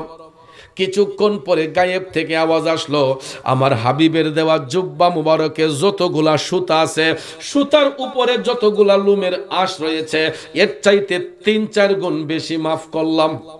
সুবহানাল্লাহ। পাগলা কয় তাও মানি না। প্রেম কি দন লোকে বলে, চিনে না কুলের ছেলে, যদি তারে কেহ না শিখায়। ঠিক না বিধি? ও ভাই, প্রেম কি দন লোকে বলে, চিনে না কুলের ছেলে, যদি তারে কেহ না শিখায়। মালিক তুই আমার প্রেম শিখায়া, তুই আমার প্রেম শিখায়া কোন দোষে যাবে সারিয়া, ওরে প্রেম ফাঁসি লটকায়া গলায় ওয়াজ করুনি পাগেলাই, প্রেম সেল মারিল কলি যায়। ও বন্ধুরা আমার বাবাজিরা গো, পাগলা কয় যতক্ষণ তোমার হাবিব নবী মোস্তফার সমস্ত উম্মতের গুনাহ ক্ষমা না করবা, ততক্ষণ পর্যন্ত জুব্বাও পরব না, সিজদাও উঠাইব না। সুবহানাল্লাহ। এই বলে যখন সিজদার মধ্যে পড়ে আছে, তৃতীয় উত্তরটা আসার আগেই দুইজন যে অপেক্ষা করতেছেন মনে আসেনি? হযরতে উমর মৌলানা ডাক দিয়ে কই, কিও এত সময় তো লাগার কথা নয়, পাগলা গেছে কই? হযরত উমর বললেন, আলী চলেন তো দেখি ওয়াইজ করিনি কোথায় গেছে। তখন তারা দুইজন জঙ্গলার ভিতরে যাইয়া ঢুকে দেখে জুব্বা তো পরেই নাই, বরঞ্চ কেবলামুখী হইয়া সিজদার মধ্যে ফইরা ওয়াজ করুনি পাগলা ঢেকরাইয়া ঢেকরাইয়া কান্না করতেছে। সুবহানাল্লাহ। ডাক দিয়ে হযরত উমর বললেন, ওয়াজ করুনি, এ নবীর প্রেমের পাগলা, এখনো কি জুব্বা পরার সময় হইল না? ডাকটা দেওয়ার সাথে সাথে ওয়াইসাল কারণে দুনিয়ার শব্দ যখন কানে চলে গেছে, ওয়াইসাল কারণে সিজদা থেকে ওইটা পিছন ফিরে তাকায়া কই, হুজুর এই মুহূর্তে আমাদের ডাকটা দেওয়া উচিত হয় নাই, কিন্তু না দিয়েও তো কোনো উপায় নাই। ওয়াইসাল কারণে ডাক দিয়া কই, হুজুর যদি এখন আমারে ডাক না দিতেন, আমি আমার মৌলার সাথে যেই প্রেমের খেলা খেলছিলাম, যদি আমারে ডাক না দিতেন, পৃথিবীতে আমার দয়াল নবীর যত উম্মত আছে, আমি দয়াল নবীর সমস্ত গুনাহগার উম্মতের গুনাহ মাফ করাইয়া লইতাম। সুবহানাল্লাহ। কিন্তু এটা কি সম্ভব? কারণ আল্লাহ যদি একসাথে সবাইরে মাফ কইরা দেয়, আমার আল্লাহর 3টা সিফতি নাম বাদ পড়ে যাবে। এই 3টা নামের আর পরিচয় থাকবে না। একটা হলো গাফফার, একটা হলো রহমান, একটা হলো রাহিম। কারণ আল্লাহর বান্দারা যদি গুনাহ করে, আমার আল্লাহ গাফফার নামের গুণে ক্ষমা করে। বান্দা যদি অপরাধ করে, আমার আল্লাহ বান্দাদেরকে রহমান নামের গুণে রহম করে, রাহিম নামের গুণে আল্লাহ বান্দাদেরকে দয়া করে। কথা কোন ঠিক না ঠিক? এই জন্য কবি বলেছেন, পাপ না করলে রহিম নামের হয় না পরিচয় ভবে, পাপ না করলে রহিম নামের হয় না পরিচয়। আরে বান্দা যদি গুনাহ নাই করে আল্লাহ মাফ করব কি দিয়া? এই জন্য দেখবেন যত বড় আল্লাহওয়ালা হই, যত বড় বুজুর্গ হই, যত বড় পীর সাহেব হই, তারা দেখবেন রাতের ঘুমটারে সংকীর্ণ করে শেষ রাতে দেখবেন তারা বিছানা ছাইরা চোখের পানি ছাইরা ছাইরা আমার মৌলার দরবারে কান্দা কয়, গাফুরুর রাহিম নাম তোমার আল্লাহু আল্লাহু আল্লাহ রহমানুর রাহিম নাম তোমার আল্লাহু আল্লাহু। আমার আল্লাহর জিকির করতে মজা না বেমজা? ও বাজান, যারা আল্লাহর ওলি হয়, যারা আল্লাহর বন্ধু হয়, এরা রাতের ঘুম হারাম করে দিয়া আমার মৌলারে পাবার জন্য জিকিরে মশগুল হয়। এরা মৌলাকে পাবার জন্য, তাদের কাশফুল কুলুব করার জন্য, অন্তর চক্ষু পরিষ্কার করার জন্য তারা জিকিরে ফানা হয়, তাহাজ্জুদ গুজার হয়। ঠিক কিনা কন? আমরা তো সবাই প্রতিদিনই তাহাজ্জুদ পড়ি, এখানে যারা আছেন নাকি একদিনও বাদ নাই? রাগ করছেন আপনারা? তাহাজ্জুদ পর্ব দূরের কথা, ওয়াক্তের নামাজগুলো তো ভালো করে পড়ি না রে বাজান। রাগ কইরেন না, গুসা নিয়েন না। আমি এই মুহূর্ত চ্যালেঞ্জ করে বলতে পারবো, এখানে যারা বসছেন অর্ধেকেরও বেশি মানুষ আজকে এশারের নামাজ পড়েন নাই,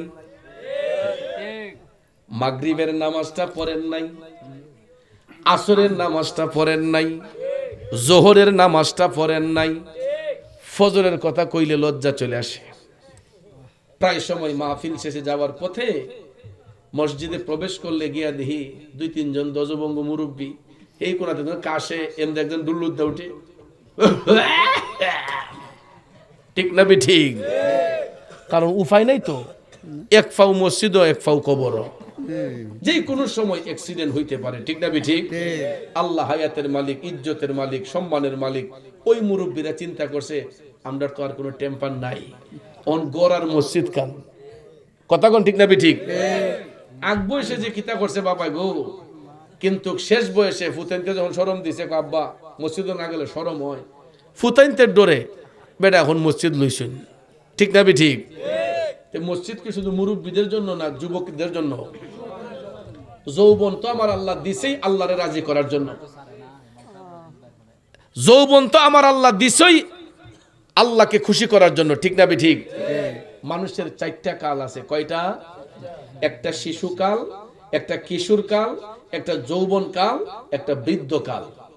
বাজান, শিশুকালে বাচ্চারা থাকে অবুজ, কিশোর কালে তাদের রক্ত থাকে গরম, যৌবন কালে আল্লাহ তাদেরকে শক্তি দান করেছে, বৃদ্ধকালে মানুষ দুর্বল হইয়া যায়, শিশুদের মতো হইয়া যায়। আমার আল্লাহ কোন কালের হিসাব বান্দার কাছে চাইবে না, একটা কালের হিসাব চাইবো, এটা হলো যৌবন কাল। হাসরের ময়দানে আল্লাহ প্রত্যেক আদম সন্তানকে জিজ্ঞেস করবে, তোমাকে আমি যৌবন দিয়েছিলাম, তোমার যৌবনটা তুমি কোন কাজে ব্যয় করেছো?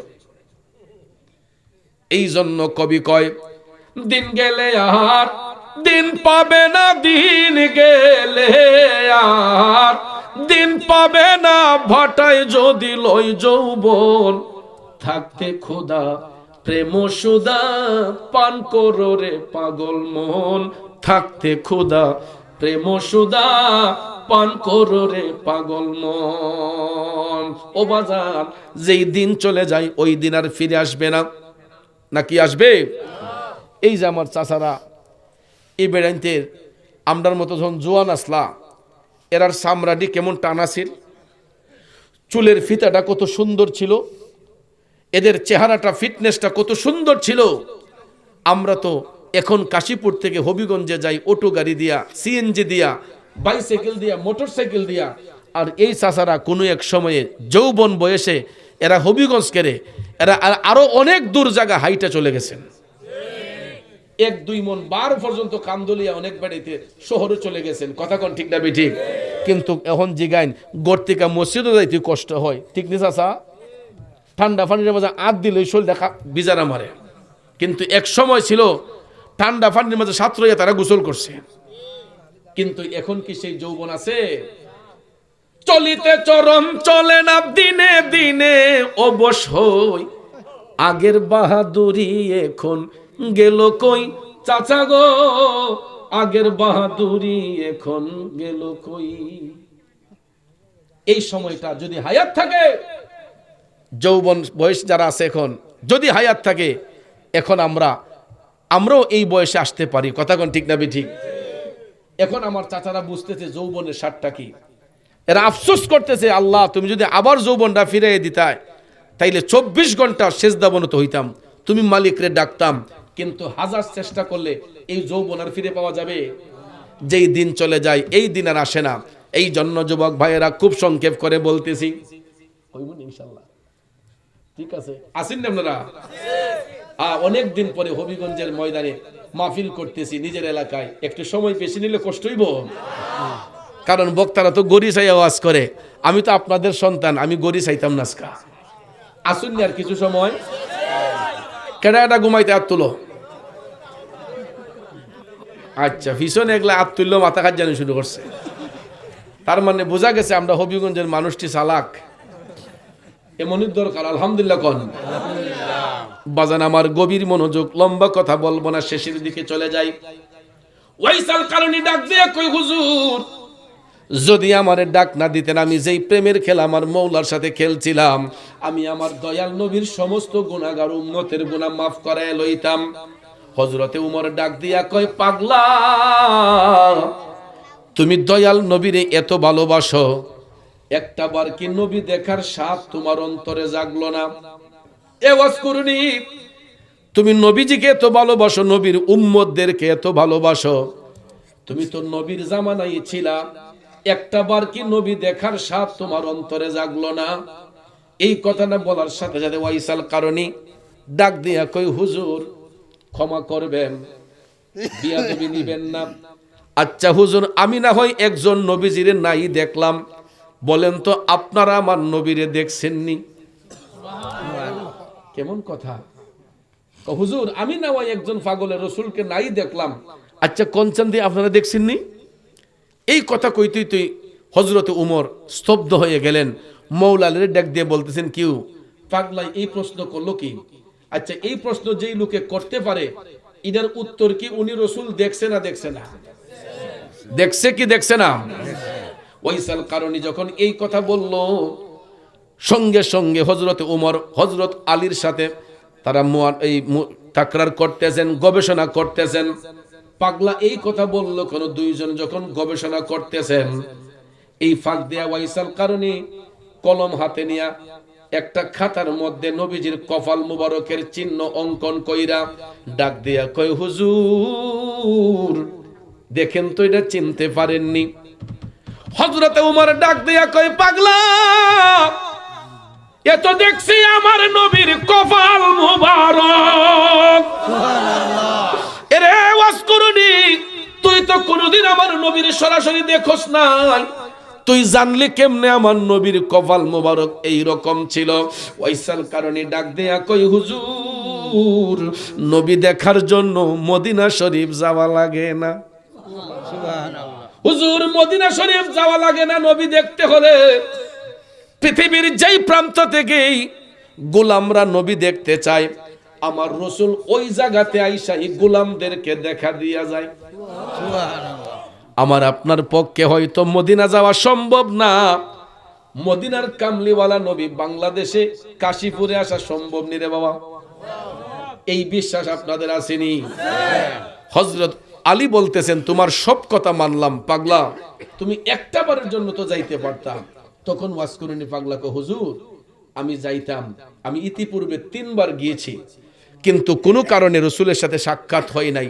শেষ টাইমে যখন যাওয়ার প্রিপারেশন নিলাম, দয়াল নবী আমাকে নিষেধ করেছেন যাওয়ার জন্য। আরে নবী আবার নিষেধ করলো কেন? এই জায়গা থেকে মেশকাত শরীফের একটা বর্ণনা আসছে, আমার নবী ওই কারণে নিষেধ করেছিলেন। ওয়াইসাল কারণে যে কান্দে লইয়া একটা গাইট লইয়া ঘুরতেন, এই গাইটের ভিতরে কি ছিল জানেননি? এই গাইটের ভিতরে ছিল তার গর্ভধারিণী মা। ওই মায়ের সেবা করার মতো অন্য কোনো লোক ছিল না। ওই মায়ের সেবা করার মতো অন্য কোনো লোক ছিল না। একমাত্র সন্তান ছিলেন ওয়াইসাল কারণী। যেই কারণে আমার রসুল মোরাকাবার যখন করতেন তখন দয়াল নবী মোরাকাবার ঘরে ওয়াইসাল কারণীকে দিদার দিতেন, দিয়া বলতেন, পাগলা তুই আসার দরকার নাই, তুই তোর মায়ের সেবা কর, আমি রসুল আইসা তোরে দেখা দিয়া যাইব। তার মানে বোঝা গেল মায়ের সেবা করলে নবীর দেখা পাওয়া যায়।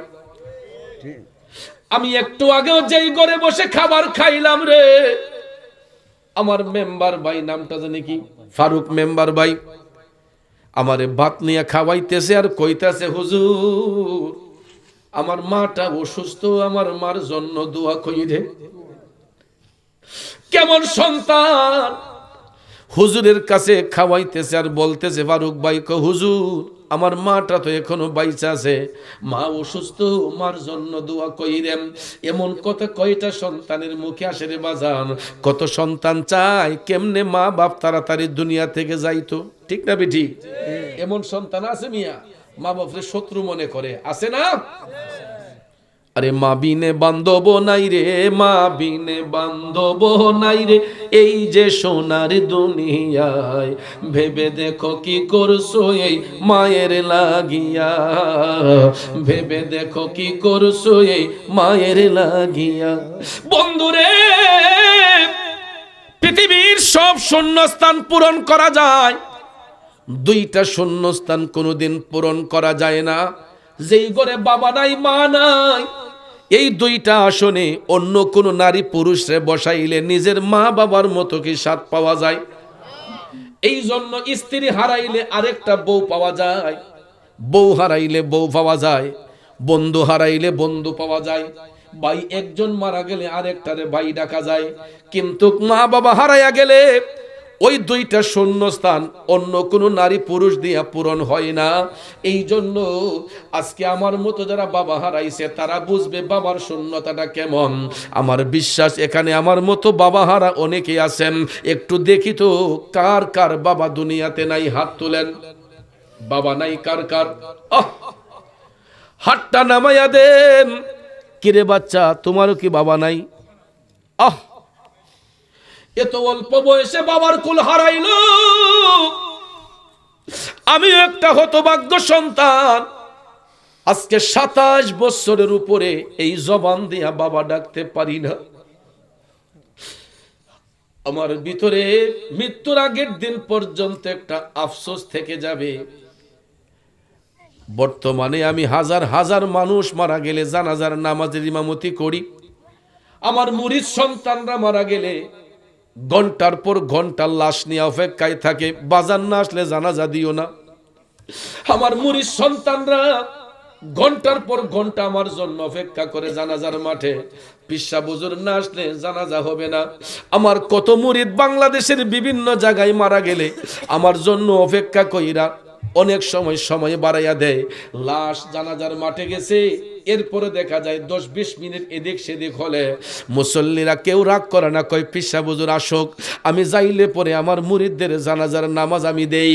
কিন্তু আমার বাবা যেই বয়সে হারাইলাম, আমি আমার আব্বার জানাজার নামাজটা পড়াইতে পারি নাই। তখন আমি ছোট্ট ছিলাম, জানাজা পড়াইবার মতো যোগ্যতা আমার ছিল না। 27 বছর আগে বাবা হারাইলাম, কিন্তু আব্বা আমার মা দুঃখিনী এখনো বাইচা আছে রে। এখনো আমার জন্য রাত 1টা 2টা 3টা পর্যন্ত জাগনা থাকে। যতক্ষণ আমি নিরাপদ জায়গায় না পৌঁছাই ততক্ষণ পর্যন্ত মায়ের চোখে ঘুম নাই। প্রায় সময় রাত 1টা 2টা 3টার সময় মোবাইলে রিংটোন বাজে। এত রাতে কে মোবাইলে রিংটোন বাজাইলো? হঠাৎ করে তাকাইয়া দেখি আমার গর্ভধারিণী মা।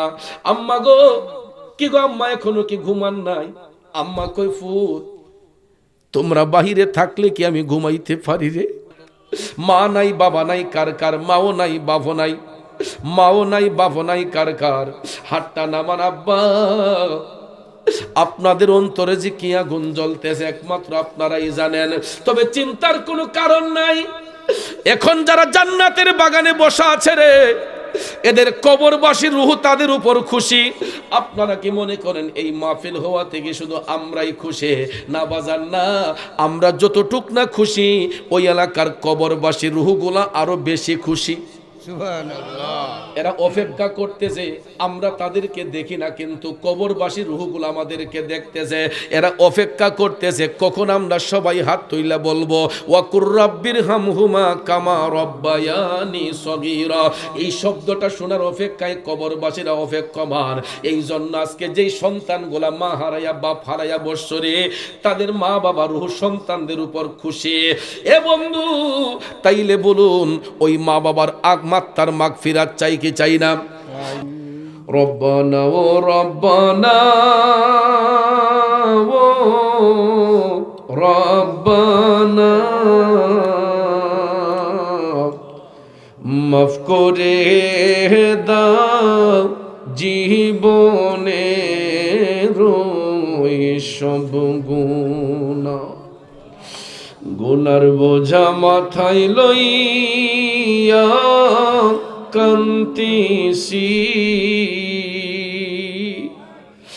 মাফ করে দাও দয়াল আল্লাহ ইলাহি। যত গুনাহ করছি মাবুদ জীবনে।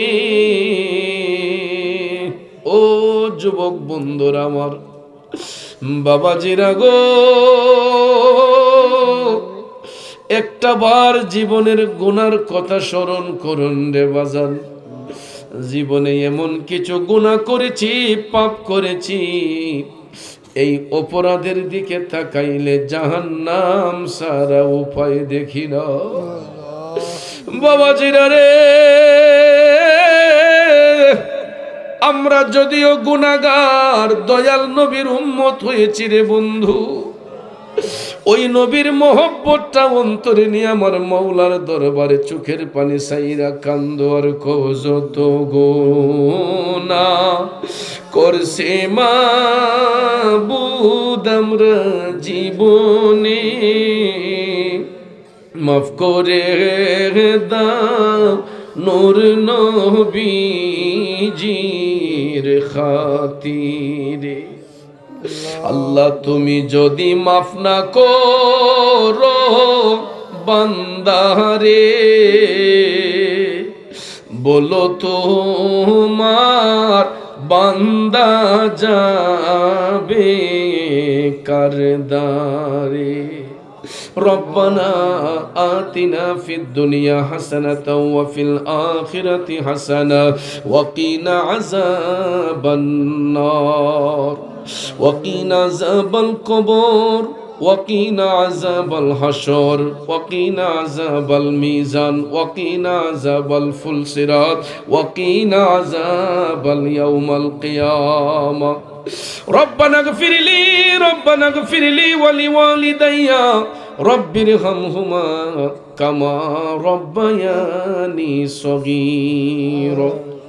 মাবুদ, কুদরতের নজর দিয়ে একটিবার তাকাইয়া দেখো আল্লাহ, রাত 1:30টার মতো হয়ে গেল, এখনো তোমার প্রেমের পাগলরা জান্নাতের বাগান ছেড়ে যাচ্ছে না। আল্লাহ, তোমার নাম গাফফার, আমরা হলাম গুনাহগার।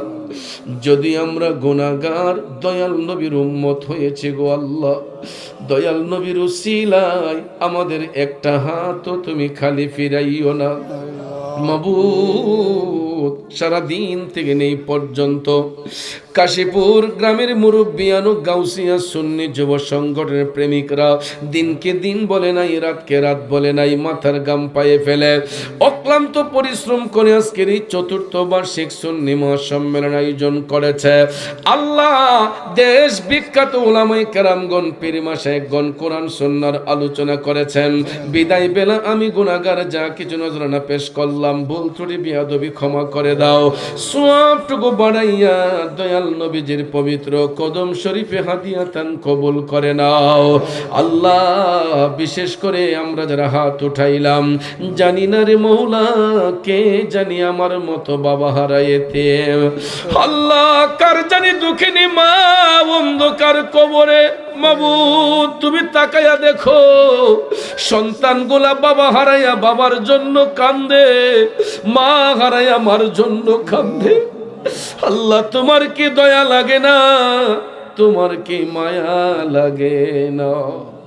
ভিক্ষা চাই মাবুদ, যাদের আব্বা আম্মা দাদা দাদি নানা নানি পীর ওস্তাদ পাড়া প্রতিবেশী খেসুয়া কারিব আত্মীয় স্বজন বন্ধু বান্ধব শ্বশুর শাশুড়ির খানদানের যত মুর্দে গান কবরের বাসিন্দা হয়েছেন, আল্লাহ তাদের প্রত্যেকের কবরের আযাব মাফ করে দিয়া কবরগুলোকে জান্নাতের বাগান বানাইয়া দাও। আল্লাহ, বিশেষ করে এই কাশীপুরের গুরুস্থানে যত কবরবাসীরা শায়িত, আশেপাশের গুরুস্থানে যারা তাদের রূহ হয়তো আমাদের দিকে তাকাই আছে, আল্লাহ প্রত্যেক কবরবাসীর কবরের আযাব তুমি মাফ করে দাও। আয় আল্লাহ, আজকের এই মাহফিল করতে যাইয়া যেই সমস্ত ভাই বাবাজিরা টাকা দিয়া, পয়সা দিয়া, ধন দিয়া, মন দিয়া, সার্বিক সহযোগিতা, আর্থিক সহযোগিতা, উপস্থিতি দিয়া সহযোগিতা করেছেন, আগামীতে করবেন প্রতিশ্রুতি দিয়েছেন, প্রত্যেকের সাহায্য সহযোগিতারে কবুল করে নাও। আল্লাহ, যারা ব্যবসা করি ব্যবসায় বরকত দাও, যারা চাকরি করি চাকরিতে বরকত দাও, বেকার থাকলে ইজ্জতের কাজের ব্যবস্থা করে দাও। আল্লাহ, যারা বিদেশ যেতে ইচ্ছুক সুন্দর করে যাওয়ার ব্যবস্থা করে দাও। আরো যারা বিদেশে আছে, আল্লাহ প্রত্যেক প্রবাসীদের প্রবাস জীবনকে সুখের এবং শান্তির বানাও। আল্লাহ, বিশেষ করে আজকের মাহফিলের যিনি সভাপতি, আল্লাহ গাউসিয়া আব্বাসিয়া দরবার শরীফের সম্মানিত পীর সাহেব হুজুর, আমার শ্রদ্ধাভাজন পীর কামেল শাহ মুহাম্মদ তাজুল ইসলাম চৌধুরী আল কাদরি পীর সাহেব হুজুরের হায়াত ইলমের দরজা তুমি বুলন্দ করো। আল্লাহ, হুজুরের সুযোগ্য সন্তান আমার বন্ধু বর মাওলানা মুফতি রেজাউল আহমেদ চৌধুরী, আল্লাহ লন্ডনের জমিনে আল্লাহ তার প্রবাস জীবনকে সুখের এবং শান্তির বানাইও। আজকের মাহফিলের সহসভাপতি জনাব হামিদুল্লাহ মুরব্বী সাহেব হাত উঠাইছে রে মাওলা, আল্লাহ তোমার বান্দার বংশের মুর্দেগানদের মাফ করো, পরিবার সেলিমের হায়াতে বরকত দিও। আল্লাহ, বিশেষ করে এই লোকরা ইউনিয়ন পরিষদের 2 নং ওয়ার্ডের সাবেক মেম্বার, আল্লাহ আমার বড় ভাই জনাব ফারুক মিয়া মেম্বার ভাই, মামার মতো বাবা হারাই এতিম ফারুক ভাই রাব্বার কবরটাকে জান্নাতের বাগান বানাও। মা দুঃখিনী অসুস্থ, মার জন্য দোয়া চাইলো, আল্লাহ ফারুক মিয়া মেম্বার ভাইয়ের আম্মাকে পরিপূর্ণ শেফা তুমি দান করো। একটা ছেলে ইটালির জমিনে প্রবাস জীবনকে সুখের এবং শান্তির বানাইও। আল্লাহ, বিশেষ করে সহসভাপতি জনাব নুরুজ্জামান সাহেবের হায়াতের মধ্যে বরকত দিও। আল্লাহ, যারা আলোচনা করলেন, আমার ভাই আমার বাবা হাফেজ জাহিদুল ইসলাম ফারুকি সাহেব হায়াত ইলমে বরকত দিও। আল্লাহ, বিশেষ করে হযরত মাওলানা হাফেজ জাকারিয়া আহমেদ সাহেবের হায়াত ইলমের দরজা তুমি বুলন্দ করিও। আমার স্নেহের হাফেজ কারি আল্লাহ খালেদ সাইফুল্লাহ, আল্লাহ তার হায়াত ইলমে বরকত দিও। এছাড়া আল্লাহ, যারা আজকে আলোচনা করলেন, হাফেজ কারি হাবিবুর রহমান সাইফি সাহেব, হযরত মাওলানা মুফতি হাফেজ আব্দুল কাইয়ুম সাহেব, আল্লাহ হাফেজ কারি আব্দুল হক চৌধুরী সাহেব, তাদের প্রত্যেকের হায়াত ইলমে বরকত দিও। মাহফিল পরিচালনা যিনি করলেন আমার ভাই হযরত মাওলানা হাফেজ কারি মনিরুল ইসলাম ইদু মিয়া সাহেব, হায়াত ইলমের দরজাত বুলন্দ করিও। আল্লাহ, বিশেষ করে এই বছর যিনি প্যান্ডেল দিয়েছিলেন, আল্লাহ সেলিম মিয়া ভাই, সেলিম ভাইয়ের বংশের মুর্দেগানদের মাফ করিও। আগামী মাহফিলে তিনি মাইকের ঘোষণা দিয়েছেন, হায়াত ইলমে বরকত দিও। আল্লাহ, এই বছর যিনি পোস্টার দিয়েছেন, আল্লাহ মোহাম্মদ জহিরুল ইসলাম ভাই, আল্লাহ আগামী বছর আমার ভাই দান করবে, আল্লাহ আমার ভাইয়ের দানকে তুমি কবুল করিও। আল্লাহ, বিশেষ করে মাবুদ দাওয়াত কর্মী যিনি আছেন আমার আফরোজ মিয়া ভাই, আল্লাহ অত্যন্ত মহব্বতী মানুষ, আল্লাহ আফরোজ ভাইয়ের বংশের মুর্দেগানদের মাফ করে দিও। আল্লাহ, আমার সামনে ডাইনে ভাবে পিছনে যত ভাইয়েরা বাবাজিরা আছে প্রত্যেকের হাতগুলা তুমি কবুল করিও। আল্লাহ, মহিলা প্যান্ডেলে বাড়িতে অবস্থানরত আমার মা বোনরা হয়তো হাত উঠাইয়া চোখের পানি ছেড়ে কান্না করতেছে, আমার মা বোনদেরকে তুমি ঈমানি জিন্দেগি দান করিও। বাংলাদেশ ও দেশ বিদেশে আমার যত ভক্ত মুরিদ যে যেখানে আছে আল্লাহ সবাই আপন আপন জায়গায় সই সালামতে রাখো, অন্যান্য তরিকার সকল ভাই বোনদের হেফাজত ফরমায়। মাবুদ, মেহাদি গ্রামের আমার বাবা মারফত আলী, আমার অত্যন্ত আদরের মুরিদ সন্তান, তার মা দুনিয়াতে নাই। আল্লাহ চোখের পানি সাইরা ঢেকরাইয়া ঢেকরাইয়া আমার জন্য কাঁদছে। আল্লাহ আমার বাবা মারফত আলীর আম্মার কবরটাকে জান্নাতের বাগান বানাইয়া দিও। আল্লাহ আখিরি ফরিয়াদ, রাস্তাঘাটে মৃত্যু দিও না, অ্যাক্সিডেন্টে মৃত্যু দিও না, নৌকা ডুবন্ত অবস্থায় মৃত্যু দিও না, জোর তুফানে ফেলায় মাইরো না, দুশ্মনের দুশ্মনেতে ফেলায় মাইরো না, জালিমের অত্যাচারিতে ফেলায় মাইরো না, নিজ বাড়িতে হুশ গুনে পবিত্র কলমা শরীফ মুখে জারি রেখে মৃত্যু দিও। আল্লাহ মৌত সংকটের কালে মাবুদ তোমার প্রিয় হাবিবের চেহারা আনোয়ার সিনার সামনে হাজির করাইয়া দিয়া প্রত্যেকের আপন আপন মুর্শিদের চেহারা দেখাইয়া দেখাইয়া কলব সিনার মধ্যে জারি করে দিও মধুর কালেমা লা ইলাহা ইল্লাল্লাহু মুহাম্মাদুর রাসূলুল্লাহ। আসসালামু আলাইকুম, সবাইকে অসংখ্য ধন্যবাদ।